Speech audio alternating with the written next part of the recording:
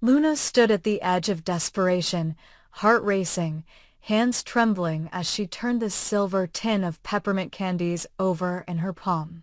This was the same tin Poppy had once hidden in her nightstand, the same one that had, in whispered family lore and buried secrets, played a role in smoothing business dealings when charm alone didn't work. It wasn't just peppermint. Luna knew it.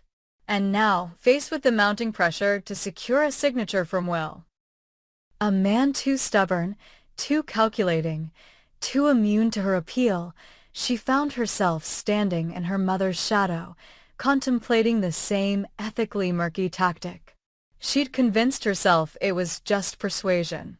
Just a nudge. Nothing permanent. Nothing harmful. But as Luna watched Will sip from the glass she offered him, the faint trace of mint barely noticeable under the citrus of the cocktail, a sick twist curled in her stomach. He smiled, polite, aloof. But the sharpness in his eyes dulled just slightly. It was working. She pushed the agreement toward him. He blinked slowly, lifted the pen, and began to sign. And then his hand froze. His eyes rolled back. The pen fell. In a breathless moment, Will collapsed, convulsing as Luna screamed his name. Her voice cracked with horror. The agreement fluttered off the table like a fallen leaf. Panic overtook her. Screaming for help, fumbling with her phone, crying as paramedics arrived and voices drowned in chaos. The restaurant cleared out in a wave of gasps and camera flashes. No one missed the look of guilt on her face. At the hospital, sterile walls offered no comfort. Will was stabilized but unconscious. The doctors couldn't explain the sudden reaction. Heart rate spiked, blood pressure plummeted, oxygen deprivation. Talk screens would take hours. Luna sat in the waiting room, her head in her hands, memories of Poppy's warnings swirling in her ears. It's not poison. It's persuasion. Harmless in small doses. But how small was small? And was Will allergic? Had something gone wrong? Then came the knock on the hospital glass door. Detective Ramirez. She was direct.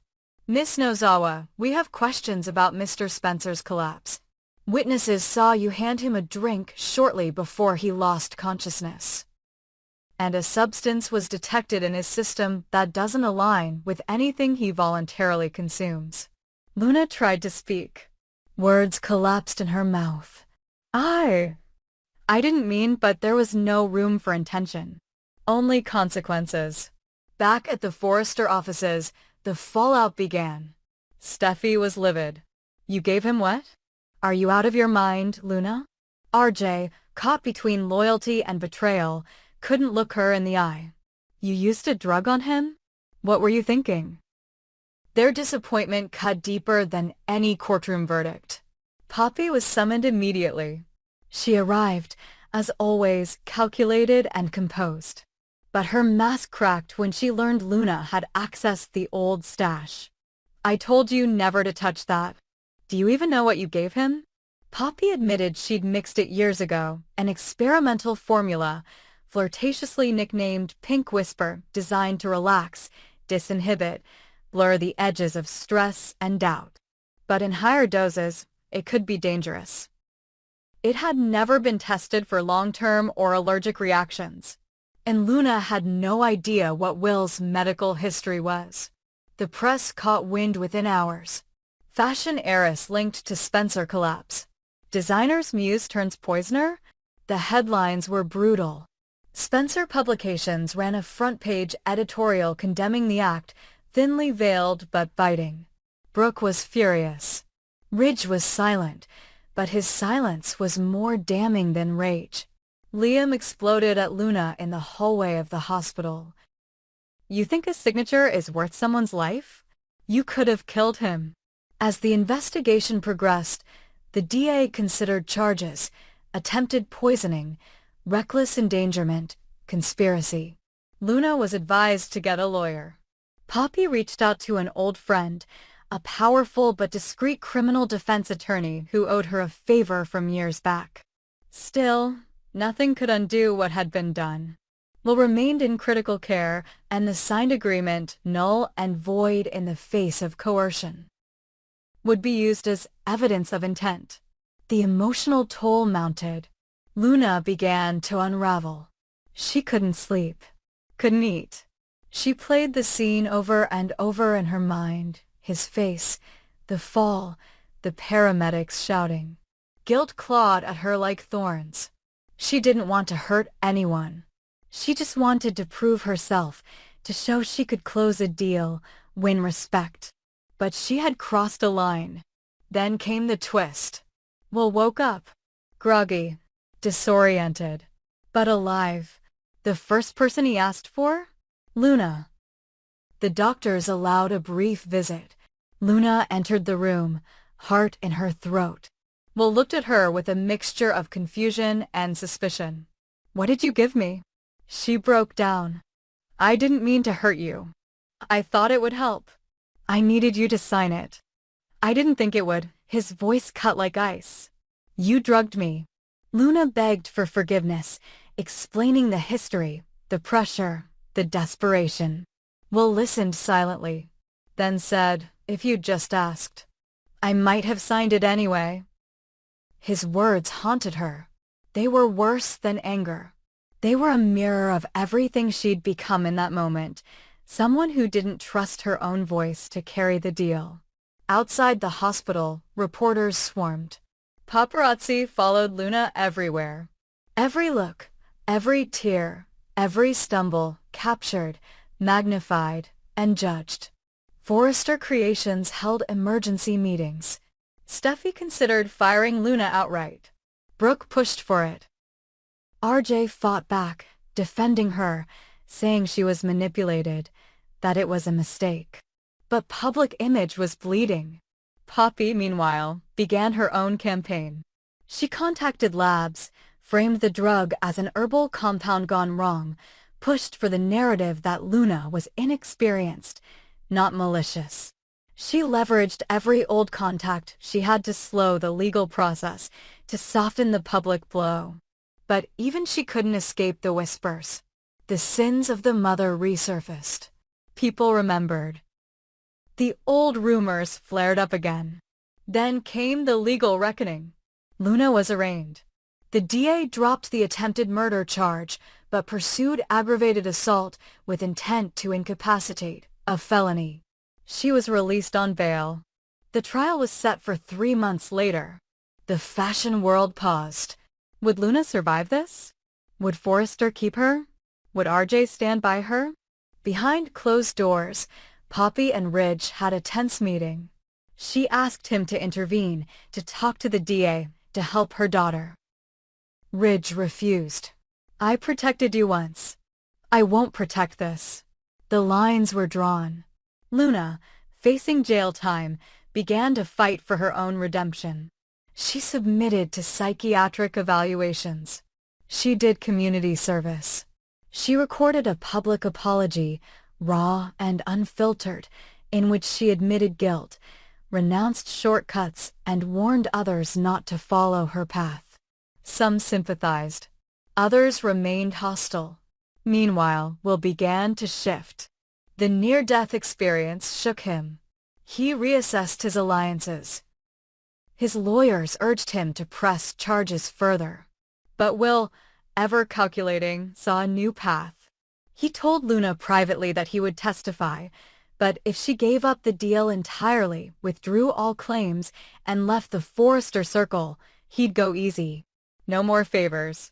No more manipulations. It was a brutal offer. She'd lose everything she'd fought for, but she took it. In court, Will described the events calmly. He acknowledged Luna's role, but didn't demand the harshest punishment.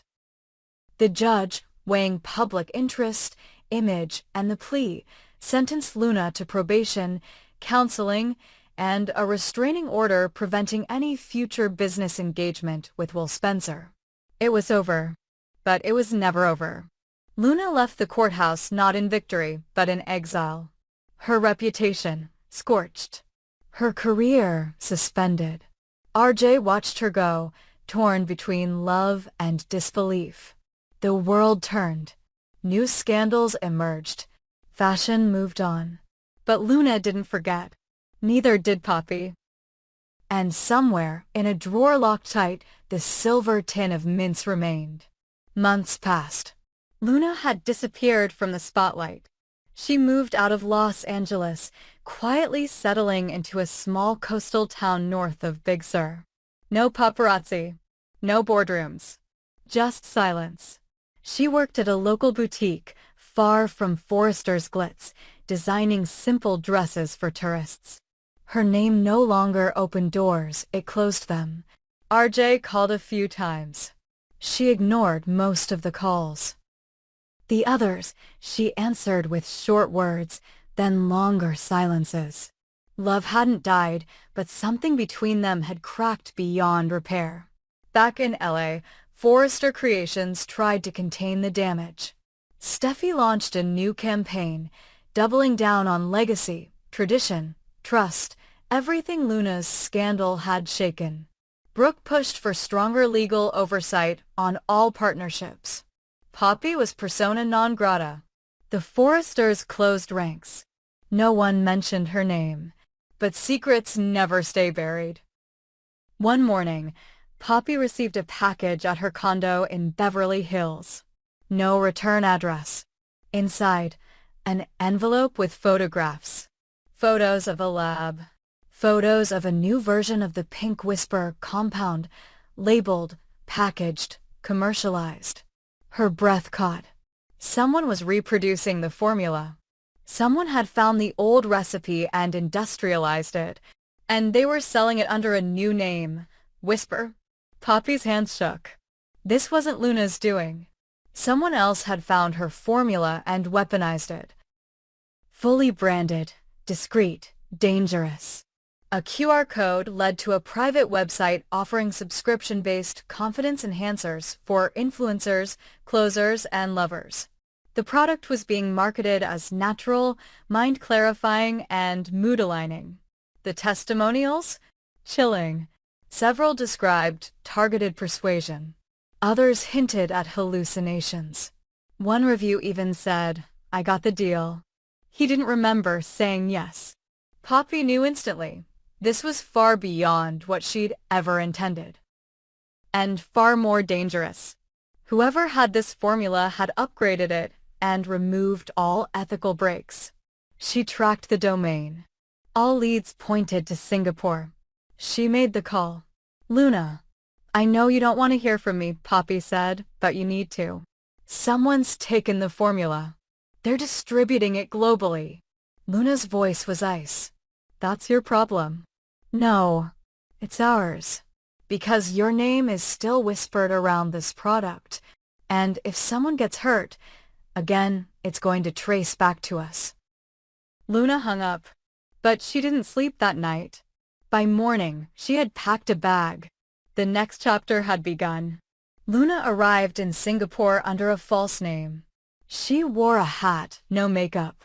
Poppy had already arranged for a contact, someone in pharmaceutical oversight who owed her a favor. The contact, Mei Lin, was young but sharp. She handed Luna a tablet with internal data scraped from the Whisper website's backend. They're distributing through private channels. Invite only. Big money. Some clients are politicians. Some are corporate.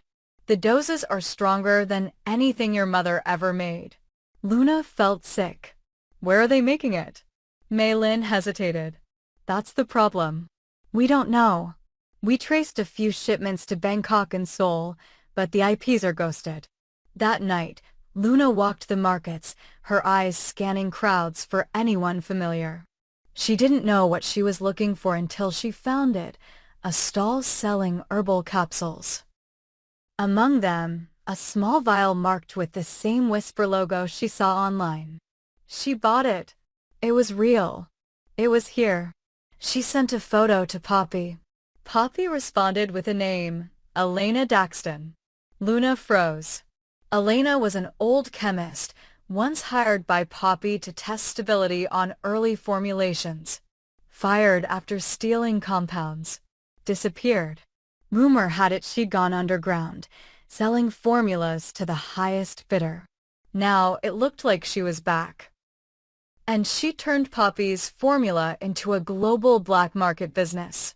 Luna had a choice: walk away or clean up the mess once and for all. She chose war. Back in LA, RJ had begun investigating Whisper too. He couldn't stay idle. Luna may have broken the law, but she hadn't built an empire off it. Someone else was profiting from her ruin. With Carter's help, he began tracing LLCs tied to Whisper's domain. One name kept appearing: Zelvia Biolabs, a shell company, offshore. But one signature attached to it caught RJ's eye: Zend Forrester Dominguez. It didn't make sense. Zend, the family designer, had gone to Europe months ago, supposedly on a creative sabbatical. But now, was he involved? RJ confronted Ridge. Ridge shook his head. No way. Zend wouldn't. But before he could finish, a courier arrived with a cease and desist letter from a Singapore-based law firm. Any public statement connecting Whisper to Forrester Creations will be met with immediate legal action. Someone wanted them silent. In Singapore, Luna finally tracked Elena down to a private compound outside the city. With Maylin's help, she posed as a buyer, under a new alias, Mira Yoon. The compound was sleek, sterile, terrifying. White walls. No logos. But the moment Luna stepped inside, she saw it: the production line. Dozens of vials labeled and packed. Elena greeted her like an old friend. "You have Poppy's eyes," she said, smug. Luna kept her voice low. "I want volume." Quiet. High return. Elena smiled. "Then you're in the right place." Over tea, Luna recorded everything: Elena bragging, showing formulas, flaunting connections. But Luna pushed too far. When she asked for the ingredient list, Elena's eyes narrowed. "You're not Mira Yoon," she said coldly. "You're the girl who poisoned Will Spencer." Alarms sounded. Luna ran. She barely made it out, jumping fences, slipping through alleys, heart pounding. Back at the safe house, she collapsed into Maylin's arms. "We need to go public." Maylin nodded. "You have evidence now. Let's take them down." The takedown came in waves. First, Luna published the video, clipped, blurred, but unmistakable. It went viral. Second, international regulatory agencies raided the compound.